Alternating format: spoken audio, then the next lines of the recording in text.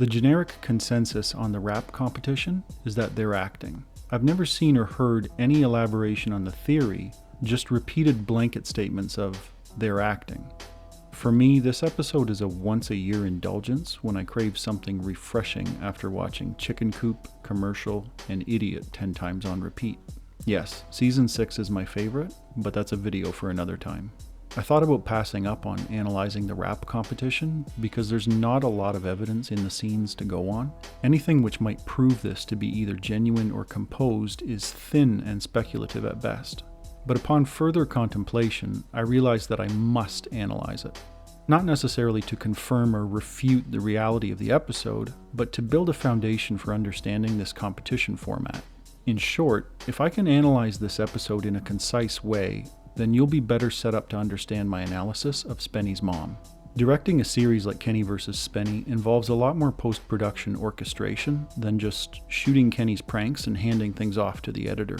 A certain amount of planning goes into how the viewing format of each episode will be structured. For endurance competitions, the episode is based on watching them struggle to endure until failure. For who can do more of something competitions, the episode is based on watching them accumulate points through doing a certain action.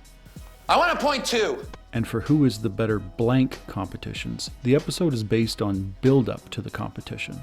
Take for example the better Jew competition. At the time of judgment, Rabbi Allen listens to each guy's pitch and delivers his verdict. This scene is the actual competition, and it only takes 2 minutes and 12 seconds, so the rest of the episode is a montage building up to the time of judgment, practicing being a Jew. This is a light, and in Hebrew, it's called or.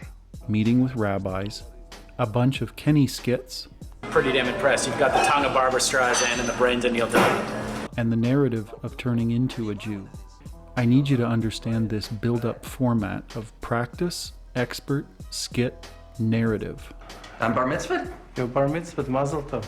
Let's break down the rap episode starting with the actual performance and judgment. Kenny basically reads a poem.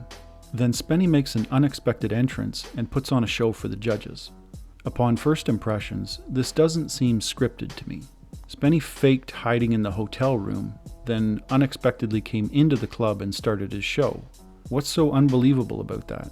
Why is that series of events so much less believable than Kenny fake going to Amsterdam and then unexpectedly busting in and pouring gravy all over Spenny? Or Kenny faking participation in his own wrestling match and getting all the wrestlers to unexpectedly turn on Spenny? Sebi Kluwer admits in the wrestling commentary that everybody except Spenny knew what was about to happen. Everybody knew this was gonna go down except for Spenny. So why are people so incredulous to the opposite? Why is it so hard to believe that everybody except Kenny knew that Spenny was about to crash the party with an epic rap? Isn't it entirely plausible? Referring back to my point about an episode's content, this whole competition took 1 minute and 25 seconds for 2 performances and judgment. That's not enough. The remaining 20 minutes of content needs to be derived from the build-up to the competition. We need to see practicing, meeting with experts, funny Kenny skits, and a narrative. First, we see practicing. Kenny settles on a name and does a couple skits, while Spenny rehearses his music and adapts it to rap. All normal stuff for this competition. I don't see any acting yet. Then Spenny meets with his experts and Kenny does a skit trying to buy a Bentley. I think Kenny may have paid the guy to play along because he's blatantly wasting this guy's time by asking if he'll take a Blockbuster card or a Club Z points. Will you take my Blockbuster card or my Club Z points? But the skit is just for laughs and completely irrelevant to the competition outcome. I think the first point where you could stake a claim for acting is the beginning of the narrative, the argument between Spenny and Johnny Crack. It's kind of easy. It doesn't take much talent. I should be able to... Stop. What's up? What the fuck are you talking about? Rap's easy, yo. Well, it's just kind of you put I've been doing this for 5 years. Well, you're good. I mean, you're better than I am. Fucking suck, man. Honestly, that was the worst rap I ever heard. Horrible. You're terrible, man. Don't get mad. I don't know, Calm man. down, Fuck. guys. What? I Calm ain't down. feeling this shit. I ain't feeling this. It's just shit. rhyming. Straight goods. What? Straight goods. I can't believe you're saying. Later, Bob Dylan. I'm out of here. The way they talk doesn't really seem believable to me, and the two other guys don't say a word. After that, Kenny confirms that he's going to use the argument to play a prank on Spenny. If the argument with Johnny Crack is scripted, then this scene is also scripted. If the argument is real, then this scene is real. That's about all I can get out of it. The investigation and protective custody narrative is where the bulk of the acting accusations come in. The answer is yes. I can definitively say that yes, they are acting here. But it's not that simple. If everything before this is real, then they're acting for each other. Kenny is acting for Spenny, pretending that the gangsters have put a hit on him, and Spenny is acting for Kenny, pretending that he believes the charade. And let's also state the opposite. If everything before this scene is fake, then they're acting for the audience, which is scripted. For the entire 5-minute and 56-second narrative, they're acting. So I must exclude it from my conclusion because it's impossible to determine if they're acting for each other or for the audience. There are two additional arguments from this narrative: the actor-policeman's shoes and the niqab. Some people have said that Spenny looked at the actor-policeman's shoes because the camera was pointed there, or that it's part of the scripted narrative to wear dirty shoes so Spenny has an excuse to suspect him as an actor.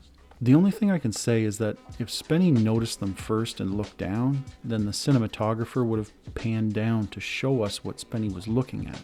In and of itself, I don't think it's damning evidence of anything, because the shots are edited in the order of Spenny looking first, and then the camera showing us what he's looking at. However, it does seem odd that the policeman actor is available at a moment's notice, along with a fake police car. As for the niqab, it does seem oddly premeditated that Kenny has a niqab in just the right size for Spenny, but he may have gone out and purchased it after he came up with the phony gangster story. While I can say that both are oddly readily available, neither one presents itself as evidence of either reality or scripting. If the events are real, then Kenny would have hired the actor policeman and bought the niqab for his prank. If the events are scripted, then Kenny would have hired the actor policeman and bought the niqab for the show's narrative. I can't prove either one either way, so I'm just going to dismiss them from my evidence. And the last significant scene of this episode is when Spenny rallies the troops right before the competition. Johnny, Spenny. Wait a sec. Just please, let me talk. Okay, there's a situation and I fucking need your help. Again, if the argument scene is real, then this scene is real. If the argument scene is scripted, then this is also scripted. For me, the only scene which is vital to determining the realism of the episode is the argument. If the argument is real, then all of the other events could carry out naturally as we saw them. If it was scripted, then all of the events following it are scripted as well. So what's the big answer here? I was almost prepared to say that this episode's build-up content is just a narrative for entertainment value and has no effect on the competition.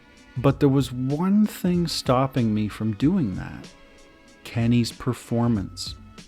Roses are red, violets are blue, Spenny's not here, so fuck you. So there are two possible big answers here. Let's say all of the events of this episode are real. Then Kenny's performance makes sense. He didn't even try to do a good job because he thought Spenny wouldn't show up and the competition would be a forfeit. So if Spenny doesn't show up to a competition, it's a forfeit. But let's say all of the events of this episode are scripted. Then Kenny's performance makes sense. He didn't even try to do a good job, as this was already a predetermined win for Spenny. Because as I always say, Spenny has to win sometimes. So those are your two possible big answers. Either the events are real and Spenny genuinely won, or the whole thing was scripted to give Spenny a win. Both are entirely plausible. Your personal decision about the realism of this episode should come down to Johnny Crack. Do you believe he was truly offended, or do you believe he was acting? Let me know in the comments. And as always, thanks for watching.